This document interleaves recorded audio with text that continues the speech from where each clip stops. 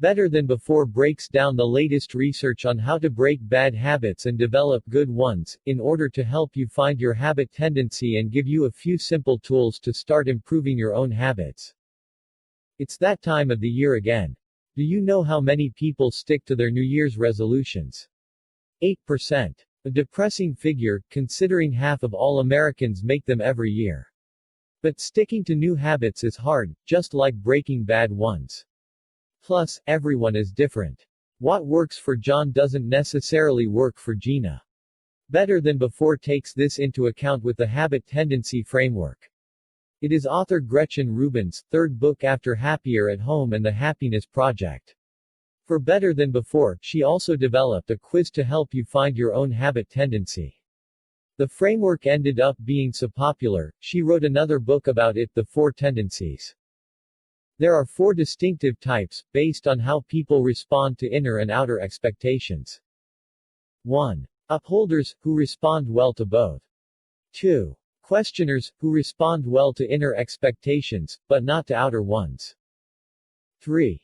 Obligers, who respond well to outer expectations, but not to inner ones. 4. Rebels, who resist all expectations.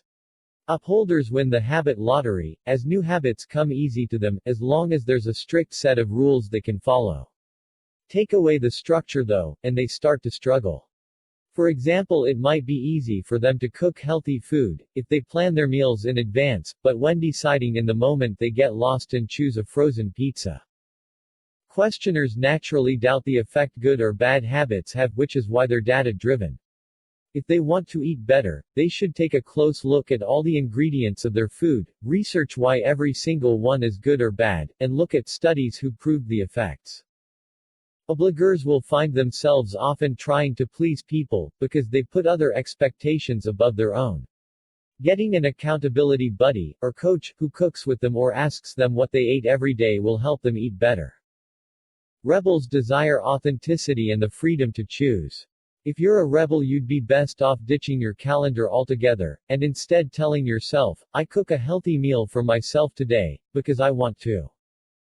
After explaining this framework, Gretchen starts to give you simple tools to create better habits. Most of them try to minimize the need for willpower, to get your habits on autopilot as quickly as possible. If you want to exercise regularly, for example, put every workout on your calendar. Eliminate the need to decide whether you feel good enough after work, and just go if it's on there. Your calendar also serves as a habit tracker. For example, it's much easier to eat healthier when you know what you're starting with, so keep a food journal for a week, weigh yourself every day, or download an app like Coach.me.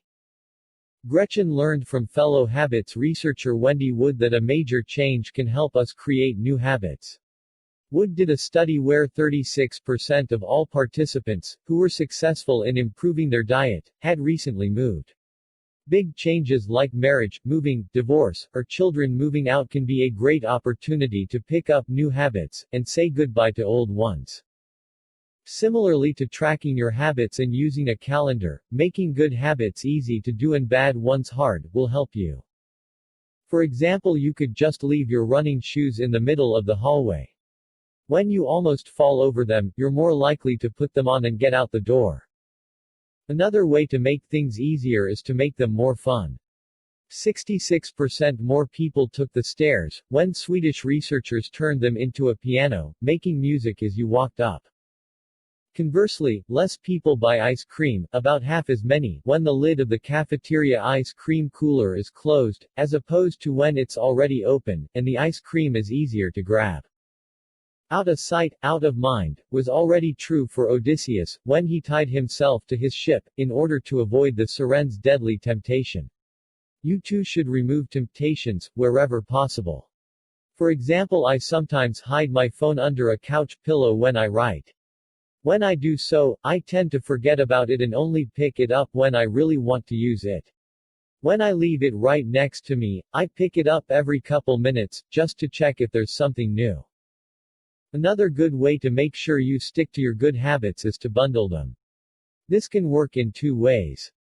One is called habit stacking and simply means you make a commitment to always do certain habits together. For example, you can say, after I close my laptop in the evening, I will floss my teeth. A morning routine works this way too. For example, the miracle morning includes 6 habits: silence, affirmations, visualization, exercise, reading and writing. A different approach is called temptation bundling, and it pairs your joys with your struggles. Kathy Milkman, who coined the term, struggled with going to the gym, but loved listening to audiobooks. By creating a rule to only listen to audiobooks in the gym, she bundled the temptation with a good habit, ending up exercising 5 times a week, just to finish the Hunger Games. Finally, don't forget to give yourself a treat for your good behavior every now and then, but make sure it's spontaneous, and not a planned reward, as you'll end up jumping through hoops just for the reward and not the good habit itself. So start establishing some rules, making some commitments, and designing your environment to make positive change as easy as possible. Better Than Before Review. I love this book. When Coach.me teamed up with Gretchen Rubin early in 2015 when she published Better Than Before, us coaches all got a copy of it and a lot of us went through her quiz to find our habit tendency. I'm an upholder and I've taken a lot of my clients through the quiz since. All of them found it helpful to know their tendency and had aha moments when finding out about it. She even inspired me to create my own quiz to help people find out how they best break bad habits. I've been jumping around in the book but want to finish it entirely soon. This summary on Blinkist did a great job of highlighting the most important points.